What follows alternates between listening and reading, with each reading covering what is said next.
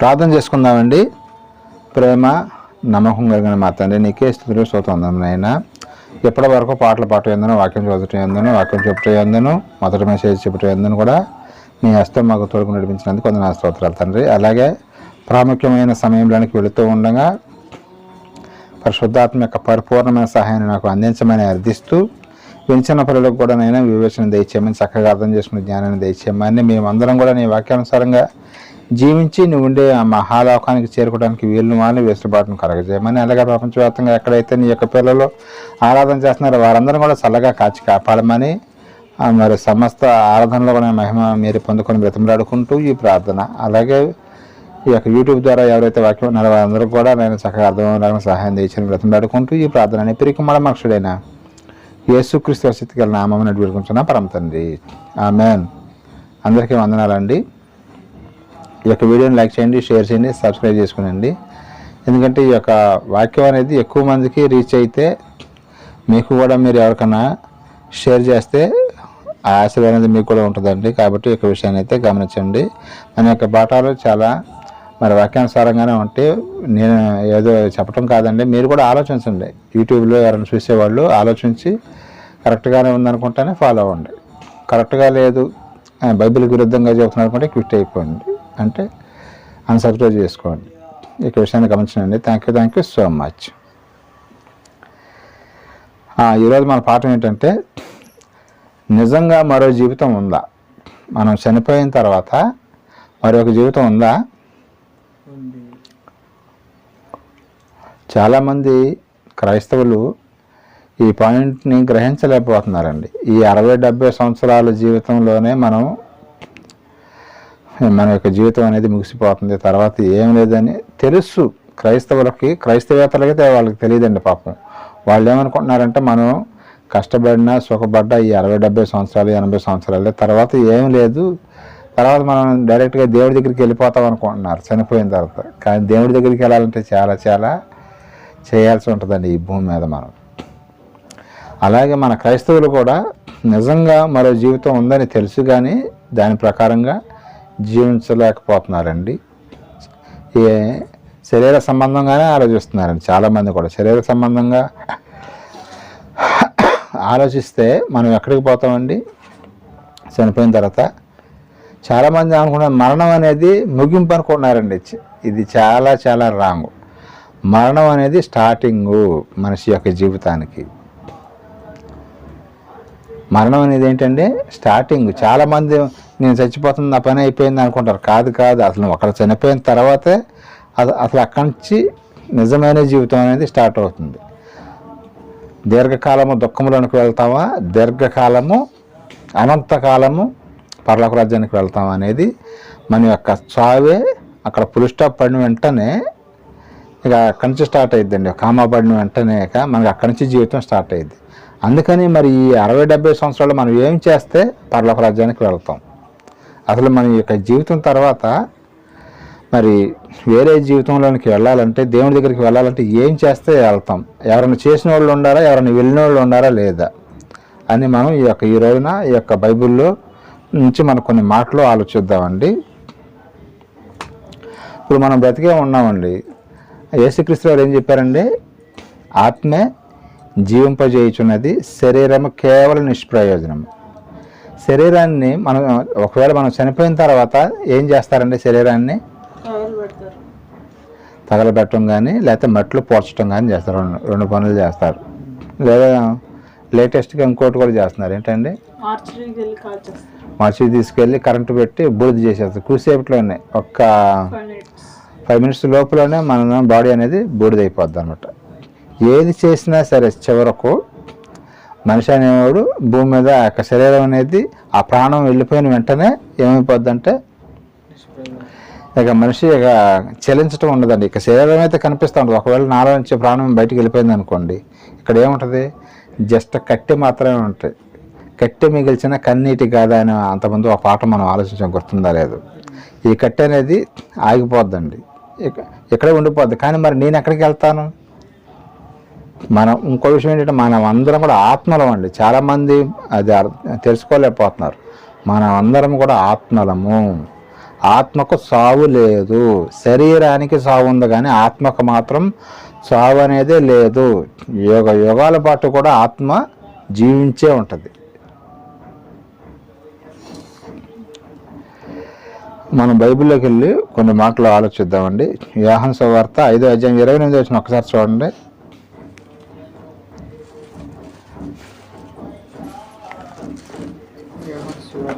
యోహాను సువార్త 5:28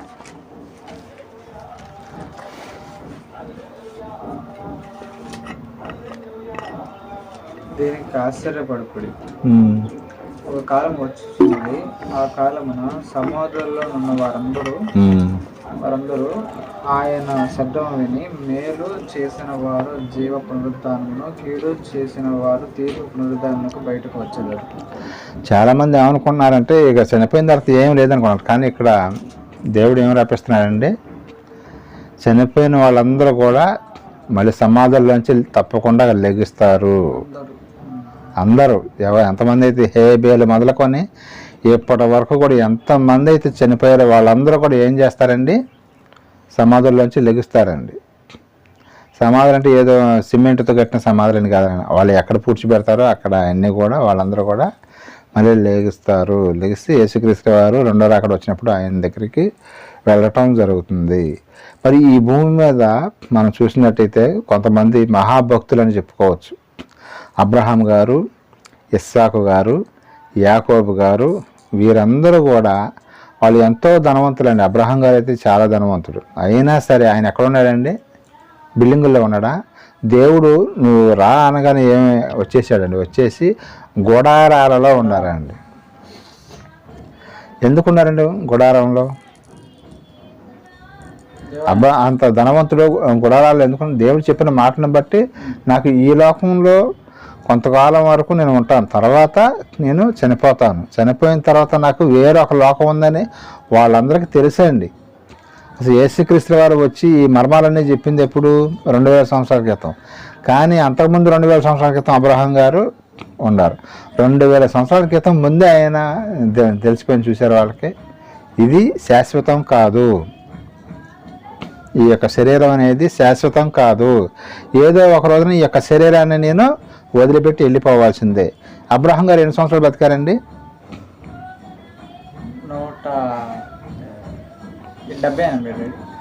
175 సంవత్సరాలు బతికారండి. అలాగే ఇస్సాక్ గారు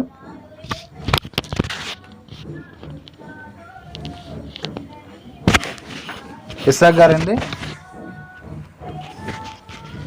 180 సంవత్సరాలండి.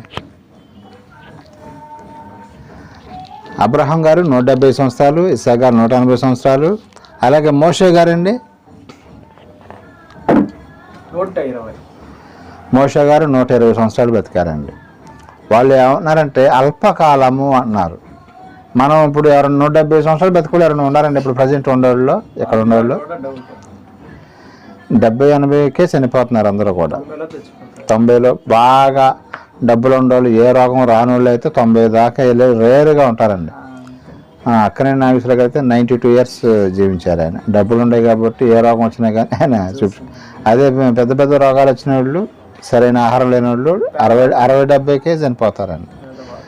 కానీ మరి అబ్రహాం గారు అయితే 175 సంవత్సరాలు బతికారు. 175 సంవత్సరాలు బతికిన వాళ్ళు కొంచెం కాలమే అంటున్నారు. మోషే గారు కూడా మరి 120 సంవత్సరాలు బతికాడండి. ఆయన కూడా అల్పకాల పాపభోగం అనిపించడం కంటే క్రీస్తు విషయమైన నిందే నాకు గొప్ప భాగ్యం అన్నాడు ఆయన. అసలు యేసుక్రీస్తు గారికి మోషే గారికి ఏమన్నా సంబంధం ఉందండి? ఆ కాలంలో ఆయన కాలంలో ఉండాలి యేసుక్రీస్తుల వారు. అయినా కానీ మరి ఎందుకని ఆయన ఆలోచించాడు తెలుసు. వాళ్ళందరూ దేవుడు వాళ్ళందరికీ చెప్పాడు అనమాట, నా కుమారుడు వస్తాడని. చూడలేదు కదా. యేసుక్రీస్తు వారు వచ్చినప్పుడు అందరూ కూడా సమాధులు, మనకన్నా ముందు చనిపోయిన వారు అందరూ కూడా, మన రక్త సంబంధికులందరూ కూడా సమాధుల్లోంచి లెగుస్తారు అని బైబిల్ చెప్పడం జరిగిందండి. ఇంకా మనం చూడగలిగితే మత్తయి గారు రాసిన సువార్త, మత్తయి సువార్త 22-34 వచ్చిన ఒకసారి చూడండి.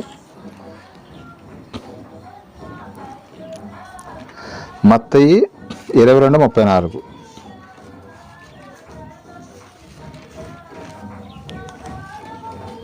బోధకుడా ఒకడు పిల్లలు లేక చనిపోయినాడలా ఉమ్, అతని సహోదరుడు అతని భార్యను పెళ్లి చేసుకొని ఉమ్, తన సహోదరునికి సంతానం కలుగజేయుటకు ఉమ్, చేయవాలని మోషే చెప్పాడు. ఉమ్, అయిపోయింది 24. సరే మార్కు సువార్తకు వచ్చేసేయండి. ఒక అతను డౌట్ అడుగుతున్నాడు అనమాట, యేసుక్రీస్తుల వారిని ఈ సద్దుకయ్యులు పరిసయ్యులు అని ఉంటారు కదా, సద్దుకయ్యులు ఎవరో పరిసయ్యులు ఎవరండి?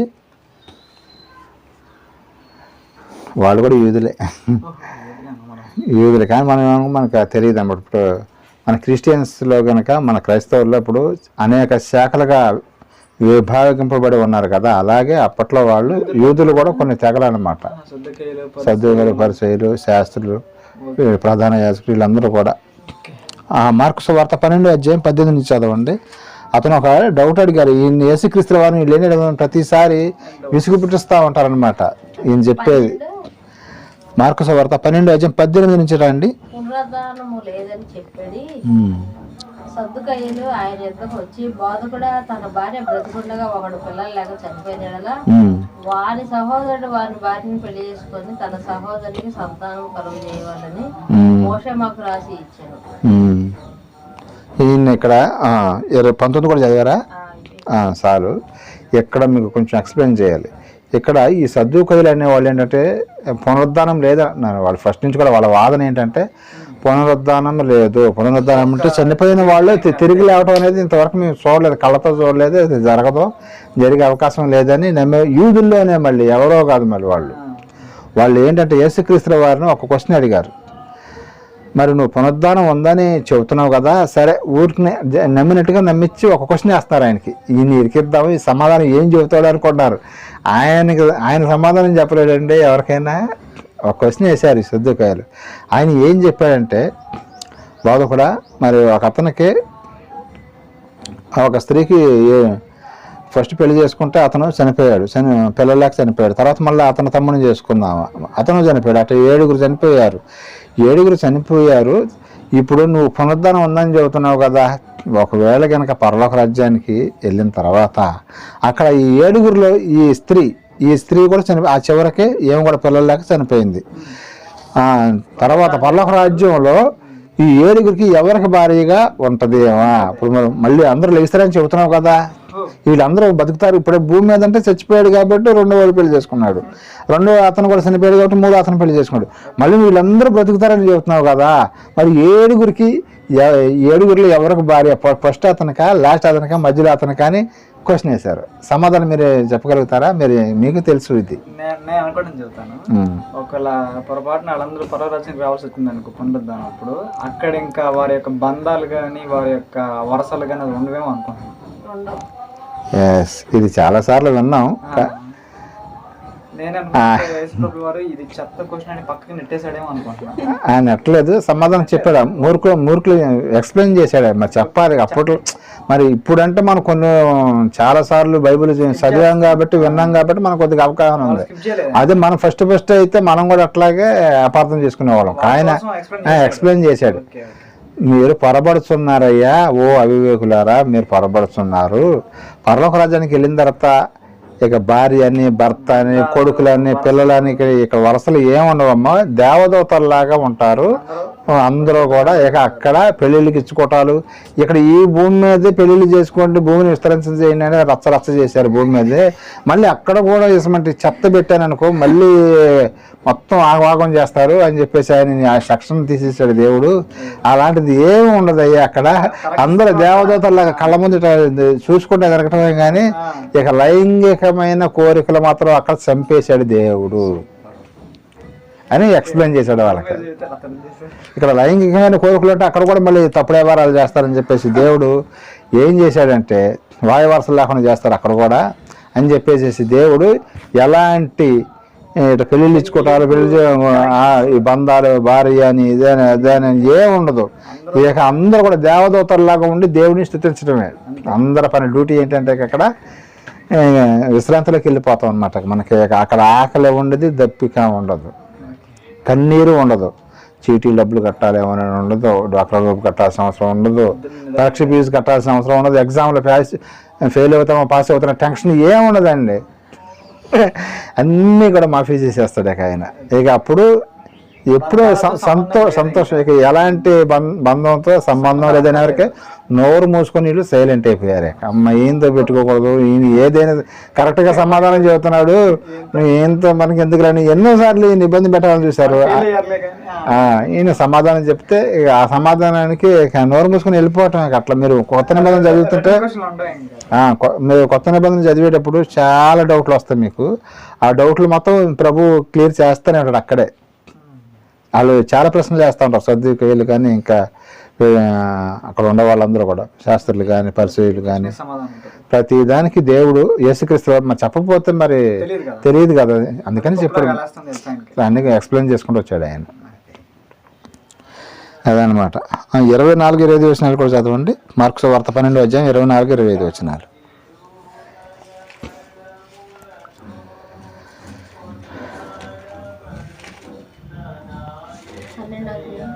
24-25 వచనాలండి. ఇందాక చదివారు కదా 19 దాకా, 24-25 కూడా చదవండి. అందుకని ఇప్పుడు 24-25 చదవన్నా.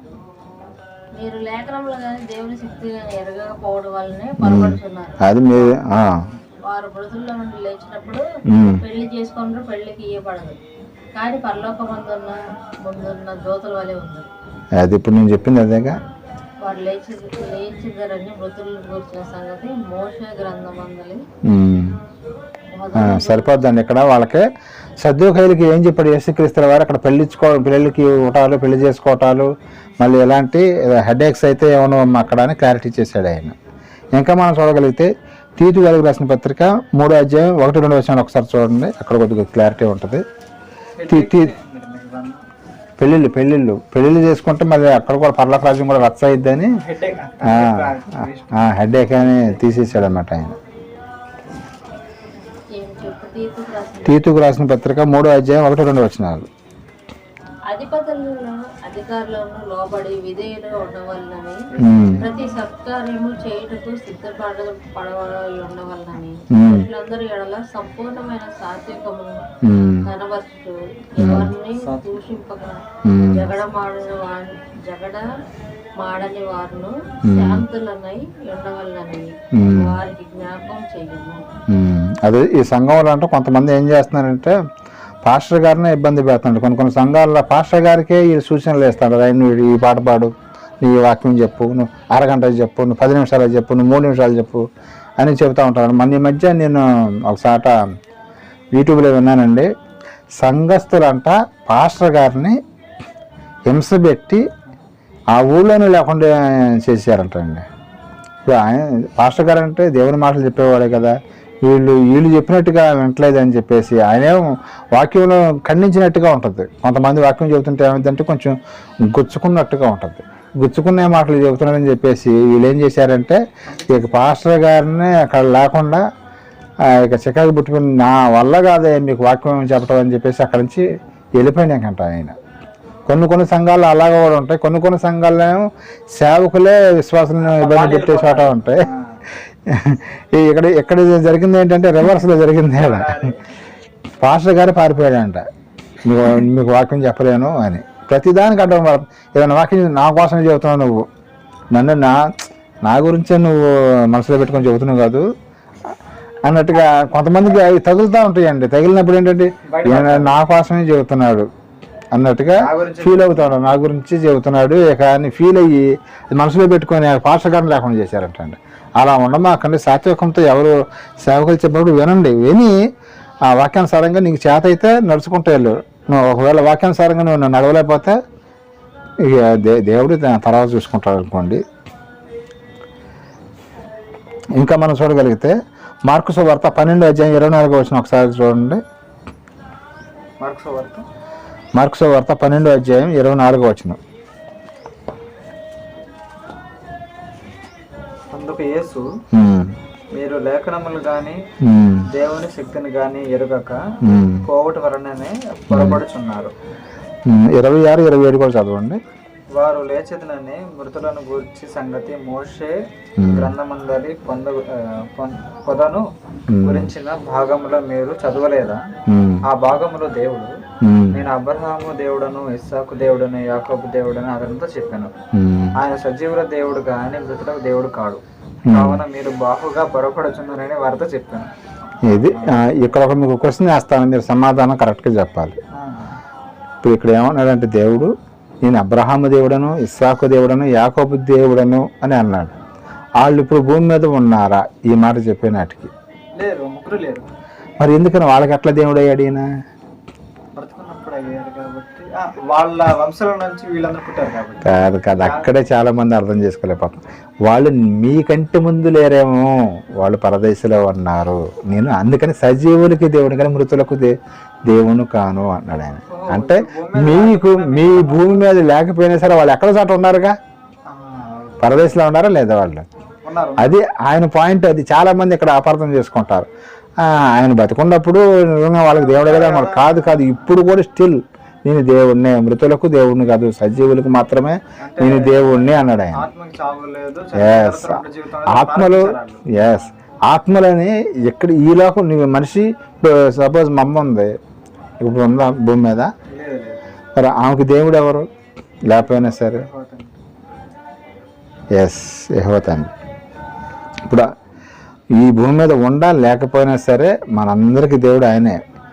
ఆమె పరదేశంలో ఉంది మా అమ్మగారు కాబట్టి అక్కడ కూడా, ఎందుకంటే ఆమె చనిపోయే ముందు బాప్తిస్మం తీసుకుంది కాబట్టి నా ఉద్దేశం ప్రకారం అయితే మరి పరదేశంకి వెళ్ళే ఉంటుందని నా ఆలోచన, వెళ్ళాలని కూడా నా ప్రార్థన.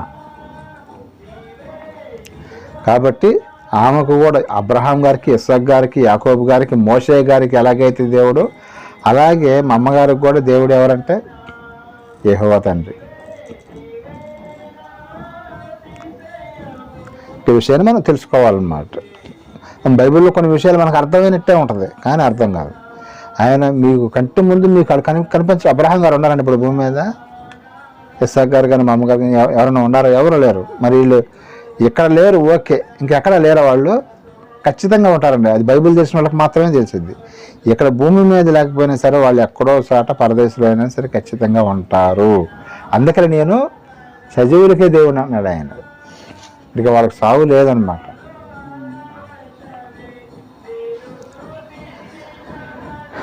ఇంకా మనం చూడగలిగితే లోకాసువార్త 20:38 ఒకసారి చూడండి. లోకాసువార్త 20:38.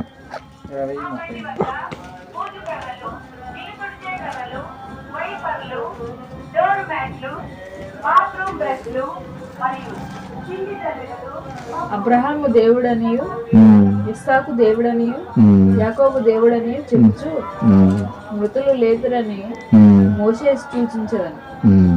ఆయన సజీవులకే దేవుడు కానీ మృతులకు దేవుడు కాడు. అదండి ఇప్పుడు దాకా మనం చెప్పుకుంది ఏంటంటే ఆయన మృతులకు దేవుడా సజీవులకు దేవుడా? సజీవులకు మాత్రమే దేవుడు. అంటే ఇక చనిపోయారని మీరు అనుకుంటున్నారు, వాళ్ళ భూమి మీద లేరనుకున్నారు, కానీ వాళ్ళ ఒకసాట ఉన్నారు వాళ్ళు. అందుకని నేను సజీవులకు మాత్రమే దేవుడను అని చెబుతున్నాడు. మన రక్త సంబంధికులు ఎవరైనా సరే దేవుళ్ళలో కనుక చనిపోతే కనుక వాళ్ళందరూ కూడా ఎక్కడ ఉంటారండి? మీ అందరికీ తెలిసిన విషయమే. పాతాళంలో ఎన్ని పాటలు ఉంటాయండి? 3 పాటలు ఉంటాయండి. పాతాళంలో 3 పాటలు ఉంటాయండి. చాలామంది 2 అనుకుంటారు. ఒకటి వచ్చేసి యాతన పడే స్థలము, రెండవది మధ్యలో మహా అగాధము, మూడవది పరదైసు. ఇక్కడ నరకంలో ఉండి ఆయన ధనవంతుడు ఏం చెబుతున్నాడండి? తండ్రివైన అబ్రహామా, నాకు బాగా దాహంగా ఉంది, నీ వేలు కొనను నీటిలో ముంచి నా పెదాల మీద వెయ్యి అన్నాడు. కుదిరిద్దండి అది? కానీ కంటికి కనిపిస్తూనే ఉంటారండి. యాతన పడే స్థలంలో ఉండేవాళ్ళు, పరదేశంలో ఉన్నవాళ్ళు కనిపిస్తూనే ఉంటారంట, దూరంగా కనిపిస్తూ ఉంటారన్నమాట. పాతాళంలో 3 పాటలు ఉంటాయి.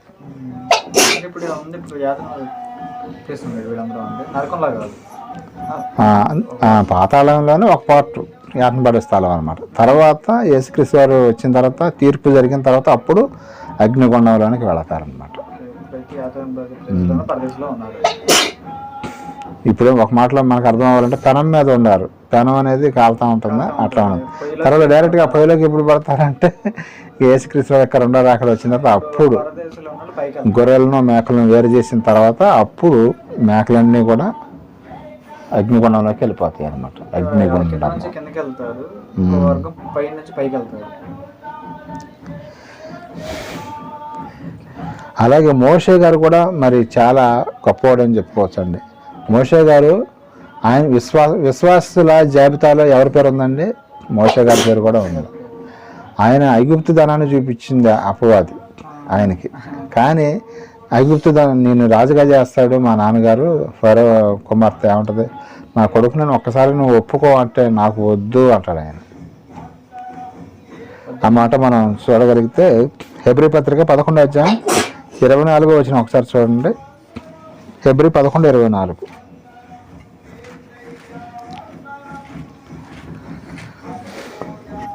హెబ్రీ 11:24.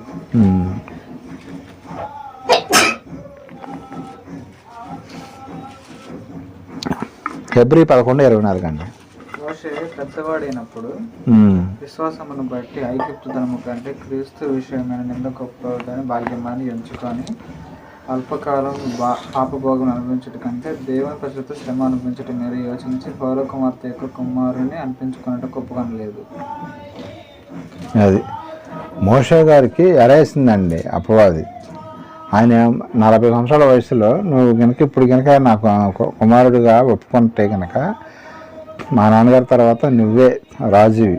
రాజు అంటే పరిస్థితి ఎలా ఉంటుందండి? దేశానికి ప్రధానమంత్రి అంటే చాలా గొప్పగా ఆ దేశంలో ఉన్న ధనం మొత్తం కూడా ఆయన పాదాల సంతకు వచ్చేస్తుంది అన్నమాట. అయినా కానీ ఆయన ఏమనుకున్నాడు? నాకు డబ్బు కావాలనుకున్నాడు. ఏమనుకున్నాడు మోషే గారు? క్రీస్తు విషయమైన నింద గొప్ప. దేవుడు ఏం చెబుతున్నాడు? నా యొక్క ఇశ్రాయేలు జనంగానే నువ్వు పాలు తేనె ప్రవహించే కానాను దేశానికి నడిపించడానికి నువ్వే నాయకుడుగా ఉండాలని దేవుడు ఆలోచన. కానీ ఈ అపవాదం ఇసిరింది, ఒక బిస్కెట్ ఇసిరితే ఆయన ఏమన్నాడు? నాకొద్దు, క్రీస్తు విషయమైన నింద నాకు మహాభాగ్యంగా ఎంచుకొని ఆయన ఆ యొక్క సింహాసనాన్ని వదిలిపెట్టుకున్నట్టుగా మనం చూస్తామండి మోషే గారు. మరి ఆయన 120 సంవత్సరాలు బతిక అల్పకాల పాపభోగం. 120 సంవత్సరాలు అల్పకాలం అండి మనకి.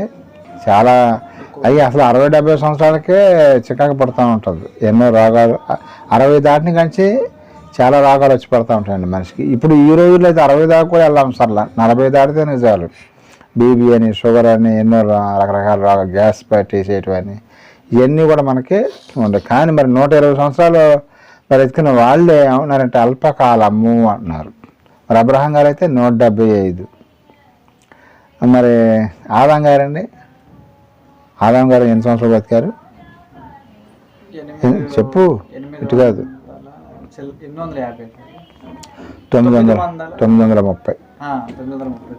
మెతుషలా గారు 969 సంవత్సరాలు బాగా బ్రతికిన ఆయన, అందరికన్నా హైయెస్ట్ భూమి మీద ఎక్కువ కాలం జీవించింది మెతుషలా గారు 969 సంవత్సరాలు.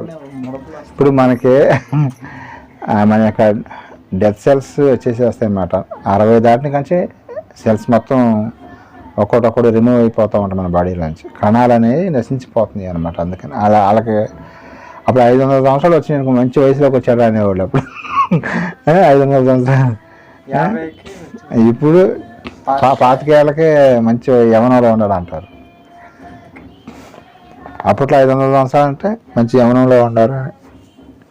చూసారా? మరి దేవుడు ఎందుకని తగ్గించాడంటే పాపం బాగా పెరిగిపోతుంది, వీళ్ళకి ఎక్కువ కాలం ఇస్తే ఎక్కువ పాపాలు చేస్తున్నారని చెప్పేసి తగ్గించుకుంటా దాదాపుగా 1000 సంవత్సరాలు అనుకుందాం. 1000 నుంచి ఎక్కడ తీసుకొచ్చాడండి? 120కి తీసుకొచ్చాడు. మోషే గారి కాలానికి 120 సంవత్సరాలు. తర్వాత దావీదు గారి కాలానికి ఆయన 70-80 అన్నాడు ఆయన. అలాగే ఇప్పుడు మన కాలానికి చెప్పండి, ఎంతకాలం బతుకుతాం మనం? ఆవిరి వంటిది అన్నాడు. మన దగ్గరకు వచ్చేవరకే ఆవిరి. అసలు చిన్న చిన్న పిల్లలు చచ్చిపోతున్నారు చూసారా? ఒకవేళ మహా బతికితే ఇప్పుడు 60-70-80 మహా అయితే. కొంతమంది చిన్నప్పుడు 10 సంవత్సరాలు 12 సంవత్సరాలు చచ్చిపోయేవాళ్ళు గుండెల్లో బొక్కలుండోళ్ళు అనేది అంటారు చూసారా? వాళ్ళు హార్ట్లో హోల్ ఉండేవాళ్ళు ఎంతమంది చచ్చిపోతున్నారండి. చాలా వాళ్ళు క్యాన్సర్లు అని చిన్న చిన్న పిల్లలకి క్యాన్సర్లు అంట, వాళ్ళు బీపీలు షుగర్లు అంట పిల్లలకి. అదే ఆరోగ్యంగా ఉంటే కనీసం 60-70 సంవత్సరాలు కొట్టుకొస్తున్నారు. కాకపోతే ఇప్పుడు ఆవిరి వంటిది. ఫ్లెక్సీలు మనం చూస్తూ ఉంటే వయసులో లేచిపోతున్నారండి, చనిపోతున్నారు. మోషే గారు అయితే నేను ఈ లోకం నాకు శాశ్వతం కాదు, నేను చనిపోయిన తర్వాత పరలోక రాజ్యానికి వెళ్ళాలి, అది నిజమైన శాశ్వతం. ఇప్పుడు సపోజ్ ఒక అతనికి 100 కోట్లు ఉన్నాయనుకుందాం. 100 కోట్లలో ఒక 100 రూపాయలు జేబులోంచి జారి కింద పడిపోతే బాగా బాధపడతాడా, లేకపోతే ఎలా ఉంటుంది అతని ఫీలింగ్ ఎలా ఉంటుంది? 100 కోట్ల రూపాయలు ఉండే అతను 100 రూపాయలు పోతే బాధపడతాడా? బాధపడ్డాడు. 100గా 1000 రూపాయలు కూడా బాధపడ్డా, 1,00,000 రూపాయలైనా బాధపడ్డా, ఇంకా చాలా డబ్బు ఉంది కానీ అనుకుంటాడు. అలాగే ఈ మోషే గారు కూడా ఏంటంటే నాకు అనంతకాలం ఉంది, ఎన్నో కోట్ల సంవత్సరాల పాటు నాకు ఆయుష్కాలం ఉంది, ఈ 100 సంవత్సరాలు 120 సంవత్సరాలు కష్టపడితే ఏం పోయింది అనుకున్నాడు ఆయన. బాగా ధనవంతుడికి 100 రూపాయలు పోతే ఎలా బాధపడ్డావు, ఈయన ఎంతో కాలం దేవుడితో పాటు ఉండే అవకాశం నాకు ఉంది, 100 సంవత్సరాలు 120 సంవత్సరాలు శ్రమ పడతాను, ఆయనతో శ్రమల్లో కూడా ఆయన ఎంతో కొంత నాకు ఊరటను ఇస్తూనే ఉంటాడు అని ఆలోచన వారిది. అర్థమైందా?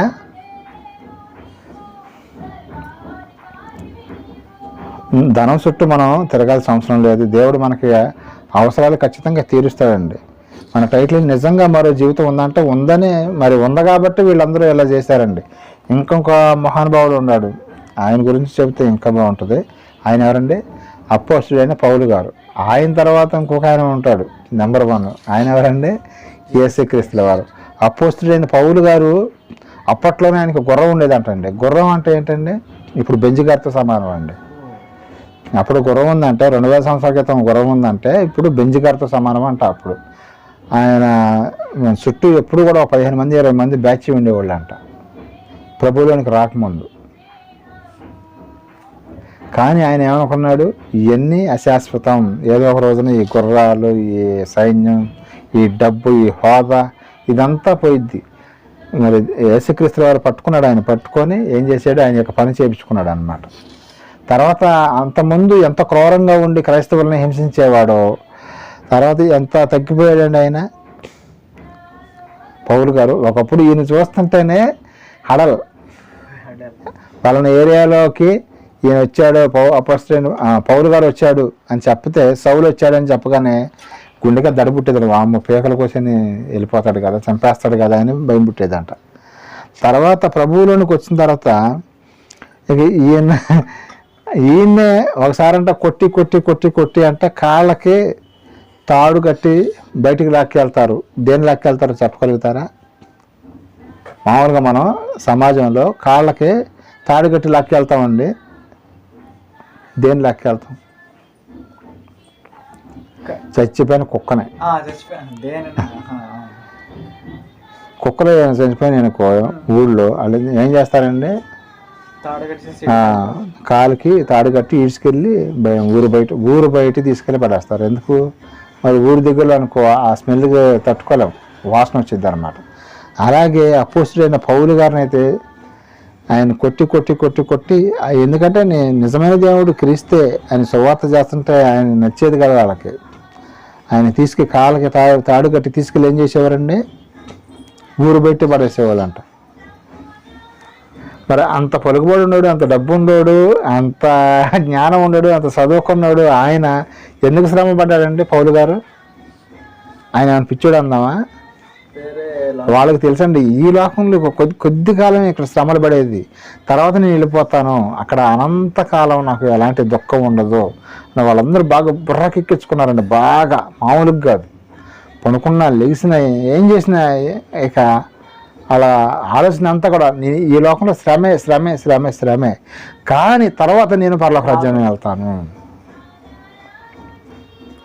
ఈ శరీరంతో ఉండడం కదండి, ఈ శరీరంతో ఉన్న ప్రతి ఒక్కరికి కూడా శ్రమ. ఎక్కడో దాకా యేసుక్రీస్తు వరకే శ్రమ తప్పలేదండి. ఈ శరీరంతో ఉన్నప్పుడు శ్రమలు లేమంటారు యేసుక్రీస్తు వారికి?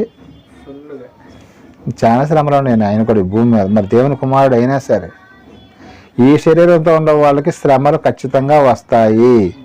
వచ్చినా సరే మనం తట్టుకోవని నిలబడాలి.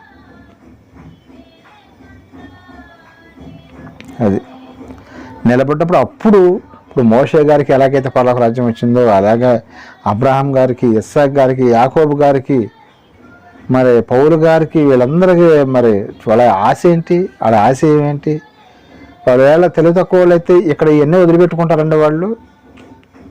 వాళ్ళకి తెలుసు ఇది ఇప్పుడు వాళ్ళు చనిపోయి కూడా కొన్ని వేల సంవత్సరాలు అవుతుంది. అబ్రహాం గారు ఇప్పుడు వాళ్ళు అప్పుడు కొంచెం డబ్బు కోసం ఆశపడ్డితే ఏమయ్యేవాళ్ళండి?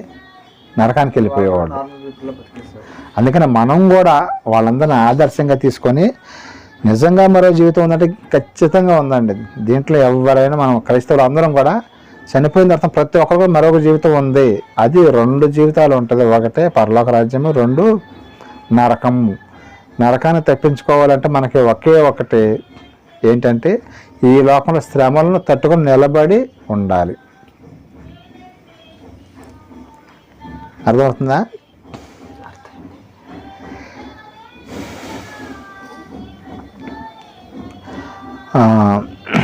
బైబిల్లోకి వెళ్ళి చూడగలిగితే కొరింథీయులకు రాసిన మొదటి పత్రిక 15:32 33 ఒకసారి చదవండి.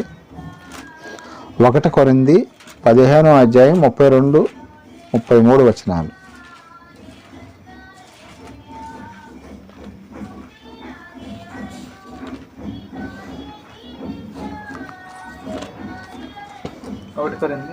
ఒకటి కొరింథీ 15:32-33. దుష్ట సాంగత్యము మంచి నడవడిని చెరుపును. నీతి ప్రవర్తన గలవారై మేల్కొని పాపము చేయకూడదు. దేవుని గురించిన జ్ఞానము కొందరికి లేదు. నీకు సిగ్గు కలగడికే ఇట్లు చెప్పుతున్నాను. 33 34 కూడా అయిపోయింది. సరిపోతుంది. ఎట్లాగా ఒకసారి మళ్ళీ చదవండి. 32. పోరాడిన ఎడల నాకు లాభమేమి, మృతులను లేపబడిన ఎడల మేము చనిపోదుము. సార్ మృతులు లేపబడకపోతే నేను ఇన్ని శ్రమలు ఎందుకు పడతాను అన్నాడు పౌలు గారు. అది చచ్చిపోయిన తర్వాత ఏమి లేదనుకోండి, నేను ఇన్ని శ్రమలు పడతానా అని క్వశ్చన్ వేస్తున్నాడు, ఎదురు క్వశ్చన్ వేస్తున్నాడు ఆయన. కాబట్టి పౌలు గారు మరి ఆయన పడిన శ్రమలో ఒక లిస్టే ఉంటుందండి. ఆయన లిస్టే ఉంటుంది. స్నేహితుల వల్ల మోసపోయాను, మరి ఓడ బద్దలైపోయి సముద్రంలో చిక్కుకుపోయాను, ఎన్నో ఆపదలు, మరి తిండి లేకుండా ఆహారం లేక కూడా చాలా రోజులు పొట్ట మార్చుకున్నాడంట ఆయన. మనం ఒక పూట ఉపవాసం ఉండటానికే మనకి ఎట్లాగా ఉంటుంది. ఆయన అన్నం దొరక కూడా ఉండేవాడంట. కొన్ని రోజుల పాటు సువార్త చేసేటప్పుడు ఆయన 3 ప్రయాణాలు చేశాడు పౌలు గారు. పౌలు గారు చేసిన 3 ప్రయాణాలన్నీ ఉంటాయి. ఆ 3 ప్రయాణాల్లో ఆయన పడిన శ్రమ ఎంత అంత కాదండి. ఆయన సేవ చేసిన కాలం ఎంతో తెలుసా? పౌలు గారు 35 సంవత్సరాలు సేవ చేశారండి, దేవుడి సేవ. ఆ 35 సంవత్సరాల్లో కూడా 5 సంవత్సరాలు జైల్లోనే ఉన్నాడు ఆయన. జైల్లో కూడా పెట్టారు సువార్త చేస్తున్నాడని. 30 సంవత్సరాలు మాత్రం ఆయన ఎంతో శ్రమ పడ్డాడు. 30 సంవత్సరాలు శ్రమ పట్టడం అంటే మరి అన్నీ వదులుకోనండి. మరి ఆస్తి వదులుకున్నాడు, అందరిని వదులుకొని సువార్త 3 ప్రయాణాలు, దేశాలే దాటుకుంటే సువార్త అండి. మనం పక్కమట ఊరికి కూడా వెళ్ళి చెప్పలేము కొంతమంది సువార్త. కానీ పౌలు గారు అయితే దేశాలే తిరిగి మరి సువార్త ప్రకటించినట్టుగా మనం బైబిల్లో చూస్తున్నాం. వాళ్ళు ఏమన్నాడు, ఇవన్నీ ఊరికినే చేశాను అనుకున్నారా ఏంటి? నేను పరలోక రాజ్యం కోసమే చేశాను అని ఈ మాటలో అదే భావం అండి. దేనికి చేశాడంటే ఆయన ఈ లోకంలో ఇది అశాశ్వతం. ఏదో ఒక రోజున ఇవన్నీ కూడా మిక్కటమైన వేండ్రంతో దేవుడు తీసేస్తాడు. ఈ భూమిని, ఈ గ్రహాలు, నవగ్రహాలు ఇవన్నీ ఏముండవు, భూమి కూడా ఉండదు. కానీ వీళ్ళు అన్నీ తెలుసండి వీరికి. అందుకనే మేము చనిపోయిన తర్వాత పరలోక రాజ్యానికి వెళ్ళాలి. అదే వాళ్ళ గోలే కాదు, మనందరి గోల్ కూడా ఏంటంటే మనం చనిపోయిన తర్వాత ఇక్కడ ఎన్ని బాధలన్నా పడాలండి. పడిన తర్వాత చనిపోయిన చాలామంది సాగు అంటే భయపడతారండి. అసలు సాగుకు భయపడాల్సిన దేవుడు ఎప్పుడు పిలుస్తాడని ఎదురు చూడాలండి. అసలు నిజమైన భక్తులు అయితే అలా చూస్తారు.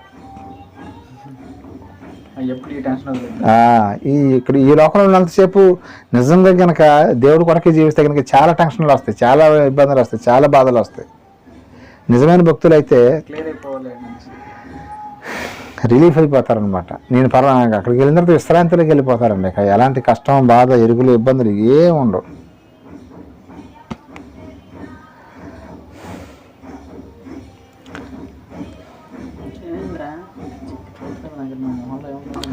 ఇంకా మనం చూడగలిగితే ఒక అతను వీళ్ళు ఏమన్నారంటే పరలోక రాజ్యం లేదు, ఏం లేదు, ఇంకొక జీవితం లేదని కొంతమంది వాదన పెట్టుకున్నారండి పౌలు గారితో. అప్పుడు సమాధానం ఏం చెప్పాడో మనం చూడగలిగితే 1 కొరింథీ 15వ అధ్యాయం 35 నుంచి రండి. అక్కడ క్లారిటీ ఇస్తాడు ఆయన.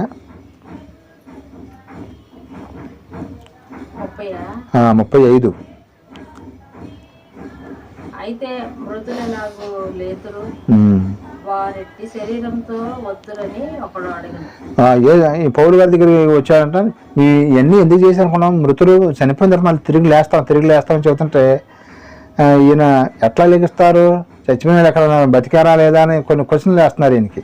అప్పుడు ఆయన వీళ్ళకి సమాధానం చెప్పుకుంటాం. యేసుక్రీస్తు వారు ఎలాగైతే సమాధానం చెప్పాడు, ఈయన కూడా ఇతనికి సమాధానం చెప్పుకుంటూ వస్తున్నాడు. ఆ సమాధానం ఏంటో ఇప్పుడు మనం విందాం. చదవండి 35, 36, 37, 38 వరకు కూడా రండి. ఓ అవివేకి చూసావా, ఓ మూర్ఖుడా అన్నాడు. ఆ వారి యొక్క ప్రసంగాలు అలాగే ఉంటాయండి. బాప్తిస్మ యోహాను గారు ఆయన అయితే ఏమంటాడండి, సర్పములారా, సర్ప సంతానమా అని ఆయన. పౌలు గారు ఓ అవివేకి, బుద్ధిహీనుడా, బుద్ధి లేదా నీకు అన్నాడు ఆయన. అంటే వాళ్ళ నిజంగా మరి సువార్త చేసే వాళ్ళకి ఎలా ఉంటుంది అంటే కొంచెం చెప్పినప్పుడు వినిపించుకోకపోతే చికాకు వచ్చింది కదా, అలాగే మాట్లాడుతున్నారు. ఓ అవివేకి. ఇప్పుడు చదవండి. నీవు విత్తనది చచ్చితేనే కదా బ్రతికింపబడదు కదా. నీవు విత్తిన దాన్ని చూడగా అది గోధుమ గింజనైనను సరే, మరి ఏ గింజ అయినను సరే, ఒట్టి గింజనే విత్తుచున్నావు గాని పుట్టము శరీరము విత్తటలేదు. అయితే దేవుడు తన చిత్త ప్రకారము నీవు విత్తిన దానికి శరీరం ఇచ్చును, మరియు ప్రతి విత్తనములకు దాని శరీరం ఇచ్చుచున్నాడు. మాంసం అంతయు ఒక విధమైనది కాదు. సరే, చిన్న బ్రేక్ అయ్యండి. ఇక్కడ పౌలు గారు ఏం చెబుతున్నాడు, అతనికి సమాధానం కరెక్ట్గా చెబుతున్నాడు. ఓ అవివేకి, నీ కళ్ళ ముందే నీకు ఎన్నో విత్తనాలు కనిపిస్తూ ఉంటాయి. ఎక్కడో దాకింది. ఇప్పుడు పత్తి విత్తనం ఉందండి, పత్తి విత్తనం కానీ లేదా చిక్కుడు విత్తనం కానీ. ఇప్పుడు చచ్చిపోయి ఉన్నాయా బతికే ఉన్నాయా విత్తనాలు మనం చేతిలో తీసుకున్నప్పుడు? చచ్చిపోయామంటే అది గుర్తుపెట్టుకోండి. అలాగే మనం కూడా చచ్చిపోతాం. అది మరి భూమిలో పెట్టి కొంచెం నీళ్లు పోస్తే ఏమవుతాయండి, మళ్ళీ బ్రతుకుతాయి. నువ్వు విత్తేదే ఇది. దీనికి పెద్ద సైన్స్ తెలియాల్సిన అవసరం లేదు. జస్ట్ నువ్వు మీ కళ్ళ ముందే గోధుమ విత్తనం, వాళ్ళ ఏరియాలో గోధుమలు అవన్నీ వేస్తారు కాబట్టి దాని గురించి ఎగ్జాంపుల్గా చెప్పాడు. మన ఏరియాలో ఇక్కడ మనకేం వేస్తారు, పత్తి విత్తనాలు మనం చూస్తూ ఉంటాం. చిక్కుడు పాదులని, సొరపాదులని, పొట్లకాయలని, బీరకాయలని ఇవన్నీ ఉంటాయి కదా. ఈ విత్తనాలన్నీ కూడా చనిపోతున్నాయి. ఆ రకంగా చెప్పిన చచ్చిపోయినట్టే. అయ్యి మళ్ళీ భూమిలో పెడితే ఏమవుతుంది, మళ్ళీ మలుస్తుంది. మనం విత్తనం పెట్టేటప్పుడు దానికి యొక్క ఆకులు కానీ కాండం కానీ ఇవన్నీ ఏమైనా కనిపిస్తాయా మనకి భూమిలో పెట్టేటప్పుడు? కనిపిస్తుందా? కనిపించదు. కానీ ఈయన అదే చెబుతున్నాడు అన్నమాట పౌలు గారు. నువ్వు చచ్చిపోయిన విత్తనాన్ని భూమిలో పెడితే ఇదే బతుకుతుందే, మరి ఈ విత్తనాల కన్నా వీటికన్నా వాటికన్నా కూడా ఎంతో శ్రేష్టమైన నిన్ను దేవుడు బ్రతికించడా అని క్వశ్చన్ వేసాడు. ఈ విత్తనాలే బతుకుతున్నాయి కదా, నీ కళ్ళ ముందు చిక్కుడు విత్తనాలు బతుకుతున్నాయి, పత్తి విత్తనాలు బతుకుతున్నాయి. పత్తి మళ్ళీ పెద్ద అయ్యి దానికి మళ్ళీ పత్తి కాస్తుంది. అలాగే నువ్వు కూడా ఇప్పుడున్న ఈ శరీరంతో కాకుండా మహిమా శరీరంతో మళ్ళీ నువ్వు బ్రతుకుతావు అని పౌలు గారు అయితే చెప్పడం జరిగిందండి.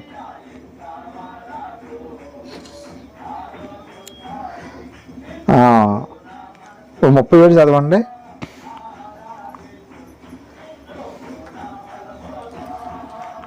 నీవు విత్తుదాన్ని చూడగా అవి గోధుమ గింజ అయినా సరే, మరే గింజ అయినా సరే, గింజల్ని విత్తుతున్నావు కానీ పుట్టము శరీరం విత్తడం లేదు. అయితే దేవుడు ఆ చెట్టు ప్రకారము నీ విత్తడానికి శరీరం ఇచ్చాడు, ప్రతి విత్తనంకు దాని శరీరం ఇచ్చింది. అది ప్రతి విత్తనాలు కూడా ఎట్లాగైతే వస్తుందో అలాగే ప్రతి భూమి మీద ఉన్న మనుషులే కానీ చనిపోయిన వాళ్ళే కానీ వీళ్ళందరూ మళ్ళీ తిరిగి లేస్తారు. నేను ఇంత శ్రమలో ఎన్ని కష్టం ఎందుకు పడుతున్నానంటే నేను మళ్ళీ లెగిస్తానని ఒక ఆశతో నేను ఇవన్నీ కూడా చేస్తున్నానని అపోస్తలుడైన పౌలు గారు అతనికి క్లారిటీ ఇవ్వటం జరిగింది. అలాగే ఇప్పుడు మనకి యేసుక్రీస్తుల వారు ప్రథమ ఫలం ఎవరండి మనకి? భూమి ఎవరన్నా చచ్చిపోయిన వాళ్ళు తిరిగి లేచిన వాళ్ళు ఎవరన్నా ఉన్నారా? లేరా? యేసుక్రీస్తు వారు ఒక్కళ్ళు మాత్రమే ప్రథమ ఫలం అనమాట. ప్రథమ ఫలం శాంపిల్. దేవుడు మనకి శాంపిల్ చూపించాడు. మీరు నిజంగా లెగిస్తారంటానికి రుజువు ఏంటంటే యేసుక్రీస్తు వారు అన్నమాట. యేసుక్రీస్తు వారు అదే మనం ఈస్టర్ పండుగ చేసుకుంటాం కదా, పునరుద్ధాన దినం. దేనికి చేసుకుంటారండి ఈస్టర్ పండుగ? పునరుద్ధానుడై లేచాడు ఆదివారం తెల్లవారుజామున యేసుక్రీస్తు వారు. ప్రతి ఆదివారం కూడా మనం ఆరాధన చేసుకునేది ఎందుకంటే అది యొక్క ఆ రోజుని స్మరించుకుంటూ మనం ఆరాధన అనేది చేసుకుంటున్నాం. అలాగే మరి ప్రథమ ఫలము యేసుక్రీస్తు వారు అయితే ఇప్పుడు చనిపోయిన వారందరూ కూడా మళ్ళీ తిరిగి లెగిస్తారండి. ఖచ్చితంగా లెగిస్తారండి. అసలు ఎవరు నమ్మినా నమ్మకపోయినా సరే ఖచ్చితంగా మళ్ళీ చనిపోయిన వాళ్ళందరూ కూడా మళ్ళీ మా అమ్మ కూడా మళ్ళీ భూమి మీదకి వస్తుంది. నేనైతే మా అమ్మగారు అయితే పరదేశంలో ఉందనే నేను ఖచ్చితంగా నమ్ముతున్నాను.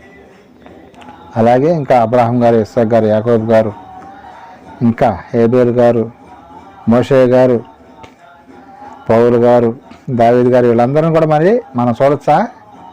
ఖచ్చితంగా చూడొచ్చండి. గుర్తుపెట్టుకోండి, వీళ్ళందరూ కూడా మనకు కనిపిస్తారు. మన బైబిల్లో చదవటమే కాదు కానీ యేసుక్రీస్తు వారు ఆయన అందరికీ కనిపిస్తాడు. ఎందుకంటే ఆయన చేసిన త్యాగం అందరి కోసం చేశాడు కాబట్టి నరకానికి వెళ్ళేవాళ్ళు చూస్తారు, పరలోక రాజ్యానికి వెళ్ళేవాళ్ళు యేసుక్రీస్తు వారిని చూస్తారు. కానీ ఒకరికి మాత్రం ఆ భాగ్యం లేదు. ఎవరికంటే నరకానికి వెళ్ళేవాళ్ళు దేవుడిని చూడలేరు. తండ్రి అయిన దేవుడిని చూడాలంటే పరలోక రాజ్యం వెళ్ళిన వాళ్ళకి మాత్రమే తండ్రి అయిన దేవుడి యొక్క దర్శనం అనేది మనకి ఉంటుంది. యేసుక్రీస్తు వారిని మాత్రం ఆయన యొక్క చేసిన త్యాగానికి గుర్తుగా ఏంటంటే అందరికీ కనిపిస్తాడు. ఆయన మధ్యాకాశంలోకి వచ్చినప్పుడు పాతాళానికి వెళ్ళే వాళ్ళు కూడా చూస్తారు ఆయన్ని. చూసే భాగ్యాన్ని ఇచ్చాడు దేవుడు. ఈయన మన కోసం రక్తాన్ని చిందించింది, భూమి మీదకి వచ్చినప్పుడు ఎంత త్యాగం చేశాడా అని మీరు తెలుసుకోవాలి, ఎప్పుడైనా తెలుసుకోవాలని చేసి జస్ట్ అట్లా చూపిస్తాడు అనమాట.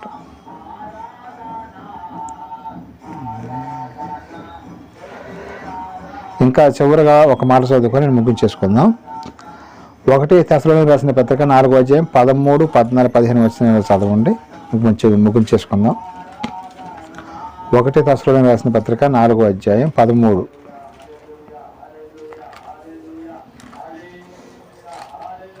సహోదరులారా, నిరీక్షణ లేని ఇతరుల వలె మీరు దుఃఖపడకుండా నిమిత్తము నిద్రించుచున్న వారిని వచ్చి మీకు తెలియకుండుట మాకు ఇష్టం లేదు. పౌలు గారు అన్నాడు అనమాట, మీరు చచ్చిపోయిన వాళ్ళ గురించి మీకు తెలియకుండా ఉంటాం నాకు ఇష్టం లేదు. 14, 15 కూడా మేము యేసు మృతి పొంది తిరిగి లేచినని మనము నమ్మిన ఎడల అదే ప్రకారము యేసునందు నిద్రించిన వారిని దేవుడు ఆయనతో కూడా వెంట పెట్టుకొని వచ్చును. మేము ప్రభు మాటలను బట్టి మీతో చెప్పున్నదేమనగా, ప్రభువు రాకడ వరకు సజీవులమై నిలిచియుండు మనము నిద్రించిన వారి కంటే ముందుగా ఆయన సన్నిధి చేరము. ఫస్ట్ ఎవరు లేస్తారు? భూమి మీదకి ఎవరు వస్తారంట? అంతమంది ఎవరైతే చనిపోయారో వాళ్ళు ముందు తీసుకోవడం వస్తారు. తర్వాత మనం కూడా సెకండ్ స్టెప్ మనది. ఫస్ట్ వాళ్ళకి ప్రయారిటీ ఇస్తుంది. ఎందుకంటే ముందుగా చనిపోయారు కదా, వాళ్ళు పరదేశంలో ఉన్నారు కదా, ముందు వాళ్ళకి ప్రయారిటీ ఇచ్చాడు. తర్వాత మనం కూడా ఆయన దగ్గరికి వెళ్తాం. అది సజీవులుగా ఉంటాయి. ఒకవేళ ఈ లోపల ప్రభు వచ్చే లోపల మనం కూడా చనిపోయామనుకోండి, మనం కూడా వాళ్ళ లిస్టులోకి వెళ్తాం అన్నమాట. అర్థమైందా? 16 వచనం కూడా చదవండి ఒకసారి. 16, 17 వచనాలు చదువుకొని ముగించుకుందాం. ఆర్భాటముతోను ప్రధాన దూత శబ్దంతోను దేవుని బోరతోను పరలోకము నుండి ప్రభువు దిగు వచ్చినట్ట. మృతులైన వారు మొదట లేతురు, ఆ మీదట సజీవులమై నిలిచి ఇండు మనము వారితో కూడా ఏకముగా ప్రభువును ఎదుర్కొనుటకు ఆకాశ మండలమందుకు మేఘముల మీద కొనిపోబడుతుంది. కాగా మనము సదాకాలము ప్రభువుతో కూడా ఉన్నాము. ఇదండి ఇప్పుడు రెండో రాకడలో యేసు ప్రభు రెండో రాకడలో ఏం జరిగిందో మొత్తం క్లారిటీ ఇచ్చేశాడు. ఎవరంటే అపోస్తలుడు పౌలు గారు వీళ్ళకి క్లారిటీ ఇచ్చాడు, అలాగే మనం కూడా క్లారిటీ ఇచ్చాడు. ఫస్ట్ వాళ్ళు వస్తారు భూమి మీదకి, తర్వాత మనం కూడా వెళ్తాము. ఇదంతా ఒక ప్రాసెస్ ప్రకారంగా జరిగిద్ది. వారు తమ తమ వరుసలో లేపబడుదులని ఉంటుంది. వరుసలో ఎవరైతే ముందుగా చనిపోయారో వాళ్ళందరూ కూడా లెగిస్తారంట సమాధుల్లోంచి. తర్వాత సజీవులైన మనము, ఒకవేళ ఈ లోపులో ఆయన ఈ వాక్యం చెప్పేయడానికి ఇప్పుడు సజీవుడిగా ఉన్నాడు కాబట్టి ఆ మాట రాశాడు. ఇప్పుడు ఆయన కూడా అంతమంది జాబితాలోకి చేరిపోయారు పౌలు గారు. అలాగే మనం కూడా ఇప్పుడు సజీవులుగా ఉన్నాం కాబట్టి చదువుకున్నాం. మనం కూడా కొంతకాలం తర్వాత ఏమవుతాం, చనిపోయామనుకోండి, వాళ్ళ జాబితాలో ఫస్ట్ కేటగిరీలోకి మనం కూడా వెళ్ళిపోతాం అనమాట. కాబట్టి యేసుక్రీస్తుల వారు రెండో రాకడలో అందరం కూడా మళ్ళీ గతంలో చనిపోయిన వారు ఇప్పుడు వీళ్ళు కూడా వస్తారు. కాబట్టి ఈ యొక్క విషయాన్ని ఇప్పుడు మన పాఠం ఏంటండి, నిజంగా మరో జీవితం ఉందా? ఖచ్చితంగా ఉందండి. ఉందా అంటే మరొక జీవితం ప్రతి ఒక్కరికి ఉంటుందండి. పాపం చేసినా సరే లేదా ప్రభువులో ఖచ్చితంగా జీవించినా సరే ప్రతి ఒక్కరికి కూడా మరో జీవితం ఉంటుంది. కానీ అప్పుడు కొంతమంది మళ్ళీ నరకానికి వెళ్ళిపోతారు పాపం చేసిన వాళ్ళు. కొంతమంది పరదేశంలో ఉన్న వాళ్ళందరూ కూడా యేసుక్రీస్తు వారు తీసుకెళ్ళి దేవునికి అప్పచెబుతారు అన్నమాట. వీరందరూ కూడా మరి ఎన్నో శ్రమలు పడ్డారు. ఇక వీళ్ళకి ఎలాంటి శ్రమ ఉండదని చెప్పేసి దేవుడికి అప్పచెబుతాడు యేసుక్రీస్తు వారు. అప్పుడు ప్రతి వాని బాష్ప బిందువుని అయినా తుడిచి వేస్తాడండి. ఈ లోకంలో ఉన్నప్పుడు శ్రమలు వస్తాయండి. శ్రమలు మనం రావద్దు అనుకుంటాం, కానీ అయినా సరే ఆటోమేటిక్గా కొన్ని సందర్భాల్లో వస్తాయి, కొన్ని సందర్భాల్లో వస్తాయి. కానీ అప్పుడు నిలబడాలండి. శ్రమలు వచ్చినప్పుడు, కష్టాలు వచ్చినప్పుడు, నష్టం వచ్చినప్పుడు, బాధ వచ్చినప్పుడు మనం నిలబడ్డట్టయితే దేవునికి ఇష్టలుగా మనం ఉండి పరలోక రాజ్యానికి వెళ్తాం. నిజంగా మరో జీవితం ఉందంటే ఖచ్చితంగా మరో జీవితం ఉందండి. మరి ఈ లోకంలో మనం శ్రమలు పడ్డా సరే నిలబడి ఉన్నట్టయితే మనం పరలోక రాజ్యానికి వెళ్తాం, లేకపోతే పాతాళానికి వెళతామని బైబిల్ అయితే చెబుతుంది. కాబట్టి ఈ మాటలన్నీ కూడా మనం హృదయంలో పెట్టుకొని ఈ యొక్క దేవుని యొక్క చిత్తానుసారంగా జీవించాలని కోరుకుంటూ ఇంతటితో నా యొక్క మాటలు ముగిస్తున్నానండి. చిన్న ప్రార్థన చేసుకుందాం. ప్రేమ నమ్మకం మాత్రం నీకే చూస్తుంది. అయినా ఇప్పటివరకు నీ మాటలు చెప్పాను తండ్రి. మరి చనిపోయిన తర్వాత మరొక జీవితం ఉందా అంటే ఖచ్చితంగా ఉందని మేము ఎప్పటి నుంచో గ్రహించి జీవిస్తున్నాం. కానీ కొన్ని సందర్భాల్లో మేము తప్పులు పాపాలు చేస్తున్నాం తండ్రి. అవన్నీ కూడా మరి చిన్న తప్పులైనా సరే క్షమించి మమ్మల్ని నిలబెట్టడం విధానాన్ని బట్టి ఉంది నా స్తోత్రాలు తండ్రి.